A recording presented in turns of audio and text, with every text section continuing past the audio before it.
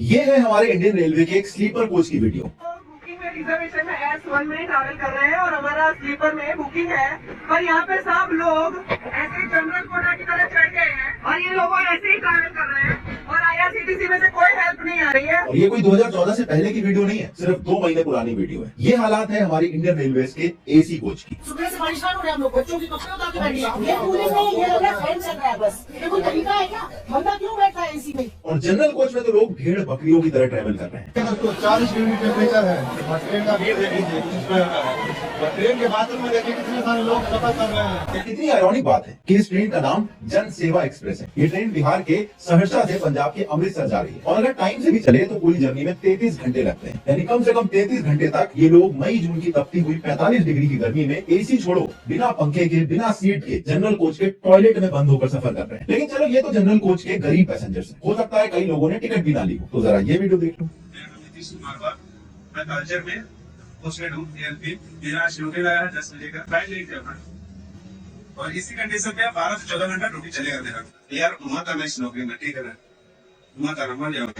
ये वीडियो भी सिर्फ 4-5 साल पुराना है। ये थे असिस्टेंट लोको पायलट नीतीश, जिन्हें इस हालत में 12 से 14 घंटे ड्यूटी करनी थी। बेचारे इतने परेशान हो चुके थे कि जिस नौकरी के लिए उन्होंने सालों मेहनत की होगी, सैक्रिफाइसेस किए होंगे, उसी नौकरी को छोड़ने की नौबत आ चुकी है। और ये कोई अकेला केस नहीं है। ये देख लो, रेलवे के 7,000 लोको पायलट्स ने मुंडी गरम अभियान चलाया था ताकि इनकी कंडीशंस के बारे में हायर अथॉरिटीज को पता लग सके। ट्रेन के ड्राइवर्स का जो केबिन होता है उसका टेम्परेचर बाहर के टेम्परेचर से 3-4 डिग्री ज्यादा होता है। यानी इमेजिन करो कि एक लोको पायलट 50 डिग्री के टेम्परेचर में बैठकर 12 से 16 घंटे ट्रेन चला रहा है और लोगों से बाहर धूप में खड़ी हुई गाड़ी में 1 मिनट भी नहीं बैठा जाता है। तो इन लोगों की क्या हालत होगी, इसको एक बार इमेजिन करके देखो। पायलट्स हीट स्ट्रोक लगने से बेहोश तक हो रहे हैं। ये सब देख के अच्छा नहीं लगा क्या? तो ये देखो HD क्वालिटी में थोड़े वीडियोस वंदे भारत के देखो, क्योंकि ये वो वीडियोस हैं जो रेलवे मिनिस्टर जी ने अपने ट्विटर हैंडल से शेयर किए। बाकी जितने वीडियो मैंने आपको दिखाए ये बाकी जनता ने ट्विटर हैंडल पे शेयर किए थे। देखो, ऐसा नहीं कि इंडियन रेलवेज की हालत अभी हुई है। जो ट्रेन से ट्रैवल करते हैं उन्हें पता होगा कि पहले रेलवेज की हालत इससे ज्यादा खराब थी। लेकिन पॉइंट ये है कि 10 साल हो चुके हैं, हम 3rd लार्जेस्ट इकोनॉमी बनने की बात कर रहे हैं, लेकिन हमारी जनता की जो हालत है वो अभी भी कीड़े मकोड़ों जैसी क्यों है? रेलवेज को हर साल रिकॉर्ड तोड़ बजट मिलता है, तो वो सारा पैसा जा कहां रहा है? ऐसी क्या वजह है कि लोग पैसा खर्च करने के बाद भी डिग्निटी के साथ ट्रेवल नहीं कर पा रहे? एसी कोच में अपनी सीट मिलनी छोड़ो, इतनी भीड़ लगी हुई है कि वो अपनी सीट तक पहुंच भी नहीं पा रहे। और फिर सरकार इतनी सारी प्रॉब्लम देखने के बाद क्या कर रही है इसको सॉल्व करने के लिए? आइए इसी पर थोड़ा डिटेल में बात करते हैं।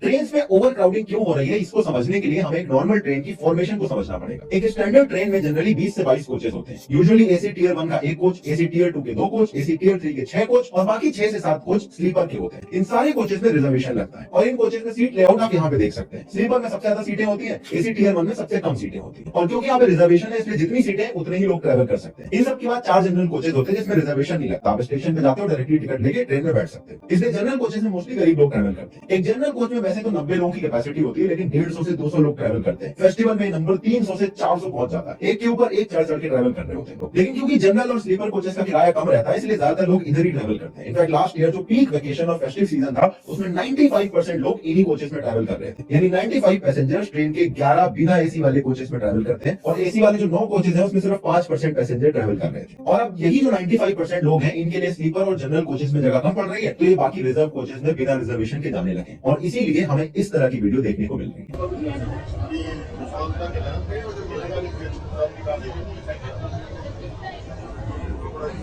इसलिए पब्लिक की तरफ से ये डिमांड आती है कि सरकार को ट्रेन में स्लीपर कोचेस और जनरल कोचेस बढ़ाने चाहिए। लेकिन हो रहा है इसका बिल्कुल उल्टा। पिछले 10 सालों में रेलवेज ने जितनी भी एसी सीटें ऐड करी हैं उससे आधी सीट भी नॉन एसी कोचेस में ऐड नहीं की। लास्ट 10 सालों में इंडियन ट्रेन में टोटल 12 लाख सीटें ऐड हुई थी, जिसमें स्लीपर की सीटें थी सिर्फ 3.5 लाख और बाकी 8.5 लाख सीटें एसी कोचेस में बढ़ी। और इन्हीं लास्ट 10 सालों में स्लीपर कोचेस में पैसेंजर लोड 8% से बढ़कर 22% हो चुका है। यानी जिस स्लीपर क्लास में सबसे ज्यादा पैसेंजर लोड बढ़ा है उसकी ही सीटें सबसे कम बढ़ी है। और उसका सबसे बड़ा रीजन है प्रॉफिट। एसी 3 टियर रेलवे के लिए स्लीपर से ज्यादा प्रॉफिटेबल है। 10 साल पहले रेलवे को रेवेन्यू में ज्यादा पार्ट जनरल कोचेस से आता था। इस ग्राफ में ब्राउन कलर में आपको दिख रहा होगा। 10 साल बाद जनरल का शेयर कम हुआ है और ऑलमोस्ट उतना ही एसी टियर 3 का शेयर बढ़ गया। इसलिए सरकार भी इन कोचेस को ही ज्यादा बढ़ा रही है। जैसे कि गोंडवाना एक्सप्रेस का एग्जांपल देखो, पहले 6 नॉन एसी स्लीपर कोचेस थे लेकिन अब सिर्फ 2 रह गए। और ऐसे ही कोरोमंडल एक्सप्रेस में भी पहले 12 स्लीपर कोच थे और अब उसकी जगह सिर्फ 3 रह गए। आगे के मैन्युफैक्चरिंग प्लान भी कुछ ऐसे ही दिखते हैं। इंडियन रेलवे की 3 मैन्युफैक्चरिंग यूनिट है। 2019-20 में एसी वाले 1000 कोच बनाए थे और इस साल भी 2500 कोच बनाएंगे। लेकिन स्लीपर से अगर कंपेयर करें तो इस साल स्लीपर कोचेस बनाने का टारगेट सिर्फ 280 कोचेस का है। तो सरकार की प्रायोरिटी यहाँ से साफ दिखाई देती है। अब एसी कोचेस में तो सिर्फ 5% पैसेंजर ट्रैवल कर रहे हैं, लेकिन उनसे ज्यादा प्रॉफिट हो रहा है, इसलिए सरकार उन्हीं पे ज्यादा ध्यान दे रही है। तो जो 95% पैसेंजर वाले कोचेस हैं उनमें सीटें नहीं बढ़ रही। अब एक तो लंबी डिस्टेंस ट्रैवल करने के लिए गरीब आदमी के पास ट्रेन ही सबसे सस्ता तरीका है, उसमें भी वो लोग जनरल कोचेस ही अफोर्ड कर पा रहे हैं। इसीलिए जब रेलवे की प्राइवेटाइजेशन की बात आती है तो लोग अगेंस्ट हो जाते हैं कि अगर इसमें प्रॉफिट देख के काम करने लगोगे तो ज्यादातर लोगों के पास ट्रैवल करने का कोई तरीका बचेगा ही नहीं। और अगर इन कोचेस से प्रॉफिट कम आने की वजह से ध्यान नहीं दिया जा रहा है तो यही लोग तो रिजर्वेशन वाले स्लीपर कोच में जाएंगे, 3 एसी में जाएंगे, 2 एसी में जाएंगे, और फिर वहां जिन्होंने रिजर्वेशन वाली टिकट ले रखी है वो भी रेलवे के अगेंस्ट हो जाएंगे। और एग्जैक्टली यही चीज हो रही है। और ये तो बात है नॉर्मल ट्रेन की। फिर आती है स्पेशल ट्रेन जो फेस्टिवल के टाइम पर क्राउड मैनेज करने के लिए चलाई जाती है, जैसे होली, दिवाली, छठ पूजा एक्सेट्रा। क्योंकि यूपी बिहार से आप देखोगे पंजाब, महाराष्ट्र, दिल्ली, इन सब जगह बहुत माइग्रेशन होता है, तो ये लोग फेस्टिवल में अपने घर लौट रहे होते हैं। और इन ट्रेन की हालत कुछ ऐसी होती है। दोस्तों देख सकते हैं प्लेटफॉर्म में हमारी एंट्री हो रही है। भीड़ का हालत देखिए दोस्तों,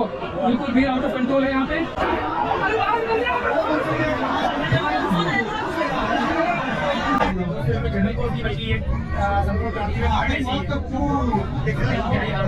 चित्रकूट में एक बार फिर रेलवे की बदहाल तस्वीर सामने आई। दिवाली पर चित्रकूट पहुंचे हजारों श्रद्धालु जान जोखिम में डालकर सफर करने को मजबूर हैं। चित्रकूट में श्रद्धालु दिवाली की पूजा करने के बाद वापस लौट रहे हैं। अब ये ओवर क्राउडिंग कम नहीं थी कि 2013 में रेलवे ने डिसाइड कर लिया कि फेस्टिवल के टाइम पे जो ट्रेनें चलेंगी उसमें डायनेमिक प्राइसिंग यूज होगी। यही डायनेमिक प्राइसिंग फिर 2016 में रेलवे ने राजधानी, शताब्दी और दुरंतो जैसी ट्रेन पे लगा दी। फिर 2019 में यही डायनेमिक प्राइसिंग 140 प्रीमियम ट्रेन पर लगा दी गई। डायनेमिक प्राइसिंग का मतलब होता है कि जैसे जैसे ट्रेन की सीट फिल होने लगती है वैसे वैसे जो बची हुई सीट्स हैं उनके फेयर बढ़ने लगते हैं। तो जब फेस्टिवल का टाइम आता है, इतना ज्यादा रश होता है, तो बहुत सारे लोगों के लिए ट्रेन अनअफोर्डेबल हो जाती है। बलराम विश्वकर्मा जो मुंबई में काम करते हैं, जब वो बिहार जाने के लिए लास्ट मिनट में एक सीट बुक करने लगे तो उनके होश उड़ गए। पटना सुविधा एक्सप्रेस में टिकट बुक कर रहे थे, स्लीपर कोच का टिकट 800 रुपए रहता है। फेस्टिवल के टाइम पर इसकी कीमत 2600 रुपए थी। और इसी तरह की सेम हाइक एसी कोचेस में भी लग चुकी थी। अब इस प्राइस हाइक की वजह से पहले जो लोग स्लीपर में ट्रैवल करने का प्लान कर रहे थे वो भी जनरल कोचेस में ट्रैवल करने में मजबूर हो जाते हैं। और जब वहां पे भी जगह नहीं मिलती तो स्लीपर कोच में ओवर क्राउडिंग शुरू हो जाती है। त्योहार पे घर जाने के लिए लोग वॉशरूम तक में ट्रैवल करने को मजबूर है। ट्रैवलर्स का नंबर जितनी तेजी से बढ़ रहा है उतनी स्पीड से ना तो ट्रेन में कोचेस बढ़ रहे हैं और ना ही नई ट्रेन लॉन्च हो रही है। अभी पिछले साल 1.5 करोड़ लोगों का टिकट वेटिंग में आने की वजह से कंफर्म नहीं हो पाया था। अब ये लोग ट्रैवल तो करेंगे तो ये कैसे करेंगे? इनमें से ज्यादातर लोग बिना टिकट के ट्रेन में चढ़ जाते हैं, फिर स्लीपर से लेकर एसी कोच में जहां जगह मिलती है वहीं बैठ जाते हैं। टीटी को 500 के 2 हफ्ते पकड़ाए तो वो टिकट भी बना देता है, फिर चाहे वो टॉयलेट में सफर करे या किसी और की सीट के ऊपर बैठ के जाए। तो ये है पिक्चर रेलवे के अंदर ओवर क्राउडिंग की। लेकिन रेलवे का स्टाफ भी ज्यादा खुश नहीं है। भारत का लार्जेस्ट एम्प्लॉयर होने के बाद भी रेलवे हाईली अंडर स्टाफ है। पिछले साल के डेटा के हिसाब से रेलवे में 3 लाख से ज्यादा वैकेंसीज है। 10 साल पहले ये वैकेंसीज 1.5 लाख होती थी, यानी वैकेंसी भरने की जगह 10 साल में डबल हो चुकी है। एक आरटीआई में रेलवे ने बताया कि सेफ्टी कैटेगरी में इनके पास 1.5 लाख लोग कम है। और एक्सपर्ट मानते हैं कि जो एक्सीडेंट हो रहे हैं उनका मेन रीजन अंडर स्टाफिंग है, क्योंकि इतनी वैकेंसी होने की वजह से जो लोग वहां पर अभी करंटली काम कर रहे हैं उनको ओवर टाइम लगा के बाकी भी काम पूरा करना पड़ता है। लोको पायलट 16-16 घंटे की शिफ्ट कर रहे हैं, ना ही उन्हें छुट्टी मिलती है ना ही वो ढंग से रेस्ट कर पाते हैं। कुछ डिपार्टमेंट्स में एम्प्लॉइज को डबल शिफ्ट में काम करना पड़ता है। ऊपर से रेलवे के अंदर हायरार्की और टीम यूनिटी का सिस्टम इतना ज्यादा स्ट्रॉन्ग है कि कोई इसके अगेंस्ट आवाज भी नहीं उठा पाता। एम्प्लॉय शॉर्टेज इतनी ज्यादा हो चुकी है कि कई स्टेशन पर टिकट बुकिंग का जो काउंटर है वो भी बंद रहते हैं और एक दो जो खुले रहते हैं उनमें इतनी लंबी लंबी लाइनें लगती हैं कि कंजेशन हो जाता है। इससे रेलवे को भी लॉस होता है क्योंकि स्टाफ शॉर्टेज की वजह से टिकट बुकिंग का काम इन्हें प्राइवेट कॉन्ट्रैक्टर को देना पड़ता है और ये कॉन्ट्रैक्टर हर टिकट बुकिंग पर 3% कमीशन चार्ज करता है। और ऐसा नहीं कि रेलवे के पास हायरिंग के लिए पैसा नहीं है। इस साल बजट में रेलवे को 2.5 लाख करोड़ रुपए दिए गए। अगर 10 साल पहले से कंपेयर करो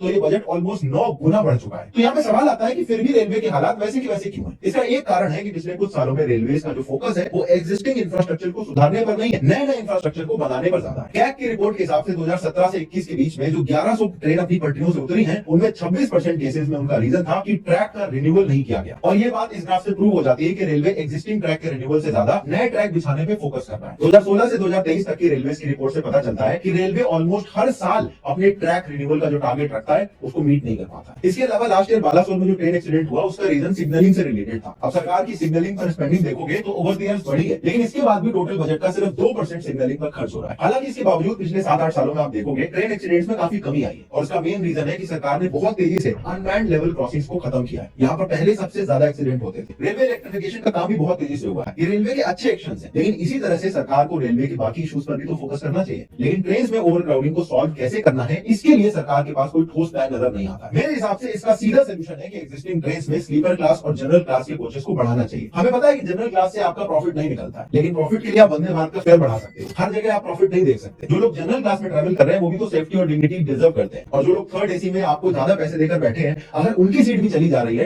तो वो भी तो परेशान हो रहे हैं। तो आपका तो दोनों तरफ से लॉस हो रहा है। पिछले कुछ टाइम से लगातार जब लोगों ने ओवर क्राउडिंग की फोटोज और वीडियो शेयर करे तो रेलवे को अनाउंस करना पड़ा कि 2500 नए जनरल कोचेस अब वो बनाने का प्लान कर रहे हैं। इसका पहले से कोई प्लान नहीं निकल के आया। इसका मतलब है कि सोशल मीडिया पर आवाज उठाने से और इस तरह की वीडियो बनाने से इंपैक्ट होता है। इसीलिए प्राइम मिनिस्टर मोदी जी अगली बार जब आप वंदे भारत का लॉन्च करने जाओ तो एक बार रुक के देख लेना कि बाकी ट्रेन की क्या हालत है, ताकि आपको भी पता चल सके कि मेजॉरिटी ऑफ भारत के जो लोग हैं वो किस तरह से सफर कर रहे हैं।